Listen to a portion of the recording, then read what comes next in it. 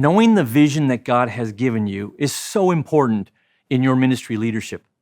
But that also means for pillars, assessing that vision becomes critically important so that you can stay true to the vision God has given you.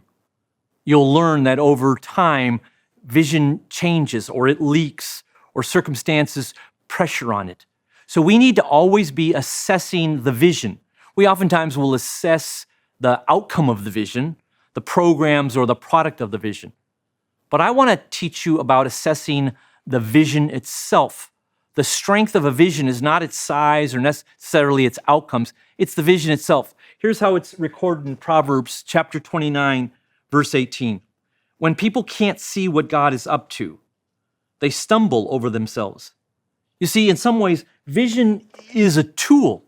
It serves us for our leadership like a compass in pointing people in the right direction where God is moving all of us in ministry and where He's moving us personally. So we have got to always be assessing that compass, that vision. And I want to share with you a few areas that are important to look at on a regular basis in assessing the vision to know that you are staying true to what God is calling you to do. The first area is what I call vision clarity. Is the vision still clear? Sometimes when you get vision initially, there can be clarity around it, a lot of enthusiasm around it. And as you begin to lead that vision out, you develop programs and ministries, and all of a sudden a lot more labels and identities kind of get packaged on it, and you can lose focus of the vision itself. Every church, for example, has a vision from God. What makes that vision different from the church down the street is its uniqueness, not better or worse than the church down the street, but its uniqueness. But as a church grows and it adds many, many ministries, that vision, it can lose its focus. It's kind of like when you buy a brand new television, how clear it is versus the old television that has gotten a little fuzzy for you. And I want to encourage you to assess the clarity of your vision. Are you still true to what is most important in the vision? When I use the example of churches, many churches do the same thing because they follow the same Bible. They have discipleship groups, they have services, they worship, they help the community. But every church has kind of a uniqueness to it. 20% of it is different in how they do it. They have a unique DNA, the kind of thumbprint of God that is there. And that uniqueness is really what comes across and stands out as their distinctive vision. And when you assess the clarity of your vision, you're asking questions like, does it inspire faith still? Does it make us stand out distinctly, not better or worse, but uniquely? Does it convey the crisis we are trying to address and we are trying to solve in this ministry? This assessment is really, really essential. Because when the ministry grows, because you have wonderful vision and good stewardship, lots of other brands and identities come and you can lose that distinctive, here's what God told us to do at the very beginning. Sometimes it's very helpful to revisit the very beginning and not lose the clarity. Thank God for all of the programs and all the additional elements that have come in. But assess the clarity of your vision so that new people who come in, who weren't there at the beginning, will capture the uniqueness of the vision as clearly as somebody who has been with you from the beginning.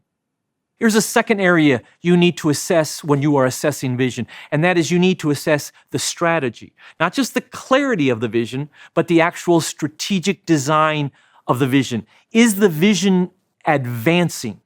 Is it moving forward? Or are you pretty much now just in growth management role?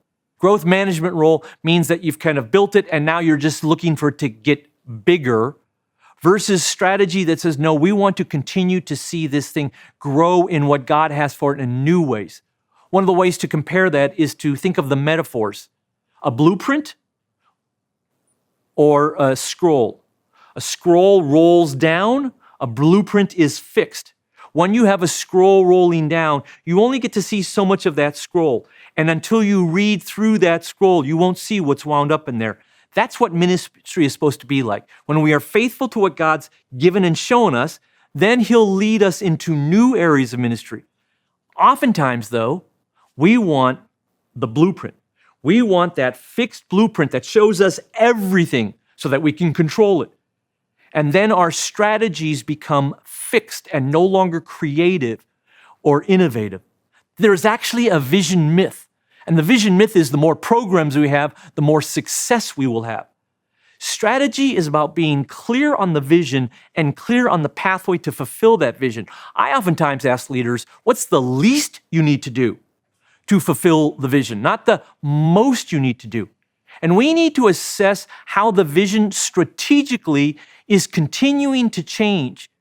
When is that scroll unraveling and God's leading us into something new?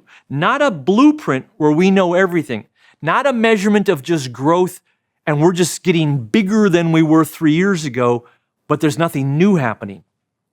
Assess the strategic design of your vision. What new initiatives have you started in the last 12 months that God is bringing to you in a fresh and innovative way? Taking the clarity of that vision, but bringing it into a society and into a community where it can be more and more effective. Ask yourself, what lessons have we learned? What new mistakes did we make that we learned from? All of these are a way of assessing the strategy of the vision, not just the outcomes, but the strategy. Here's a third way of assessing your vision that I think is very important. We talk about assessing the clarity of your vision. We talk about assessing the strategy of your vision.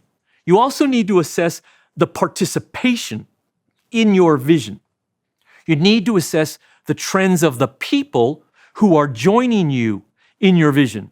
These people are the ones that your ministry is reaching. These people are the ones that are serving within your ministry.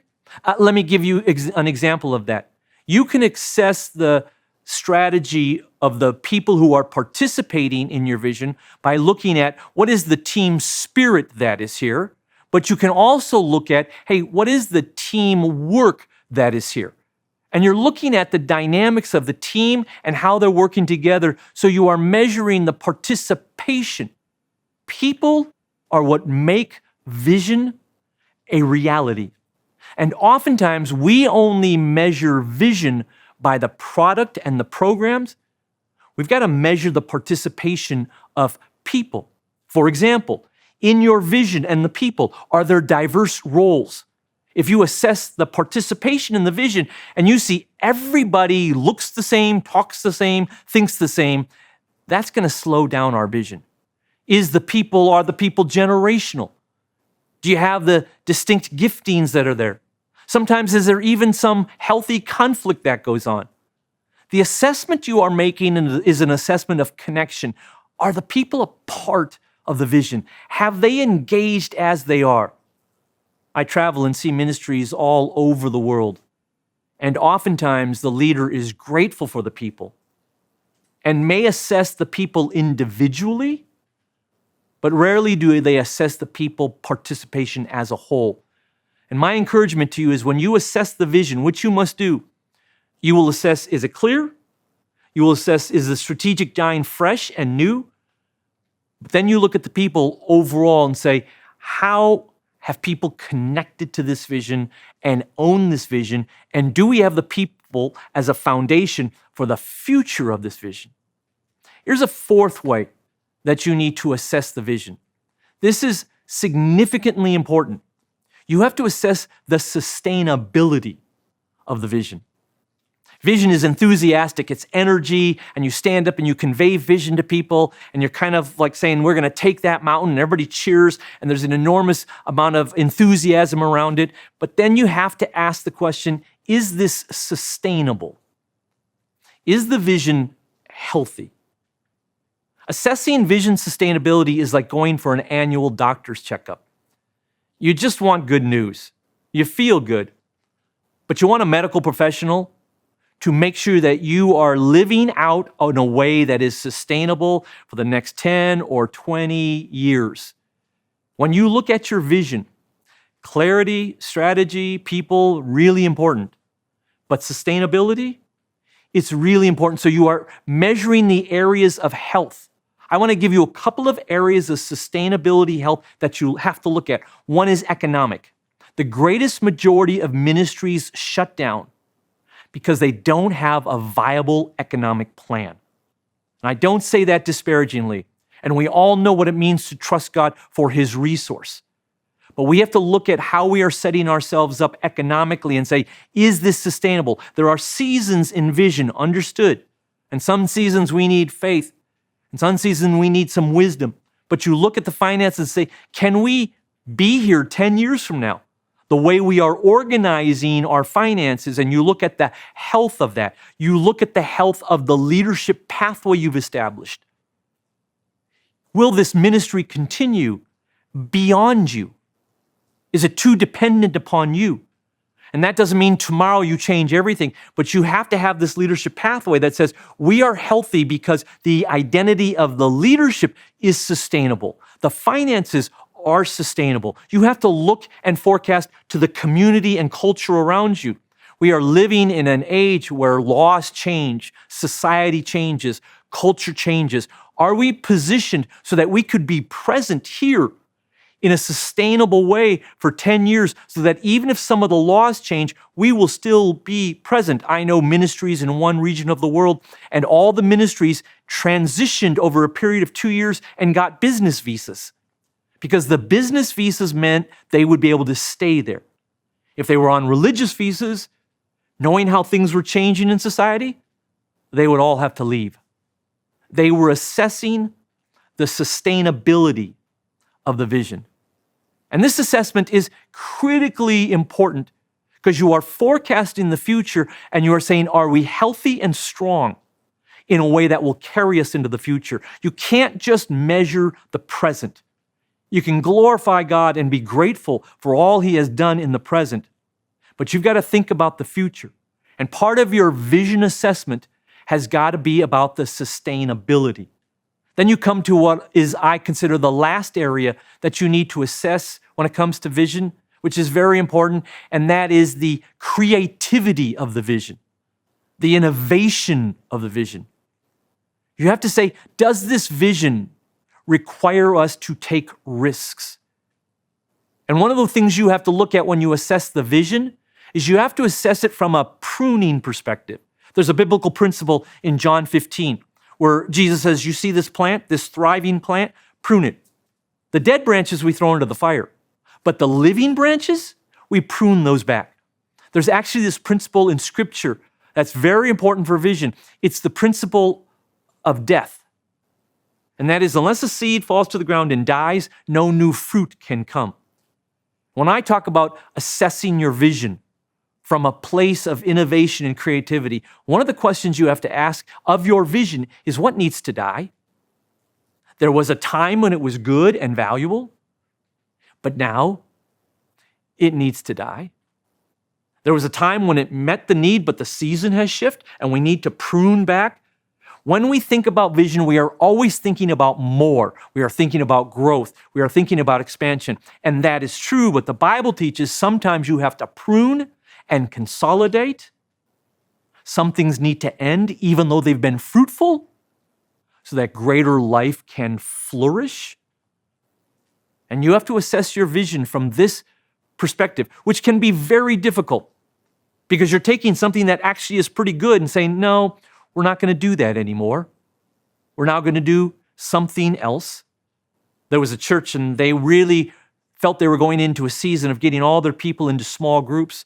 And they had a great Sunday night church service, which was different from all the other church services they held. But they said, if we're going to have these small groups flourish that will meet during the evenings, we're going to prune the Sunday night service. And at first, people were very upset, but it made space and time for the small groups to grow and flourish.